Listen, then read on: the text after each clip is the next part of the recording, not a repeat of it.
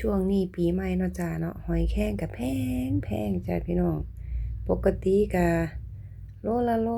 100มาขาย200พี่น้องเฮาก็กินไปละตามยุคตามสมัยตามเวลามันช่วงปีใหม่ช่วงเทศกาลกุ้งก็ตัวละตัวละพะนะโลละ300พี่น้องปกติก็โลละ180รุ่นนี้180เขาก็ได้กับแกล้มมาอย่างดีเลิศ perfect กับแก้มทุกวันพี่น้องจักว่ามีอีหยังแหน่กินแต่ละมื้อนี้บ่ซ้ำกันเลยกับแก้มของเรากุ้งแล้วก็หอยแครงผักสลัดพุดนะกินกับชาเขียวมื้อรุ่นมากกับมื้อน่ะกับแก้มเฮาอันนี้เฮามีเจ้าภาพขอบคุณเจ้าภาพจงเจริญแล้วก็ซื้อเองนำแหน่เพิ่นซื้อแหน่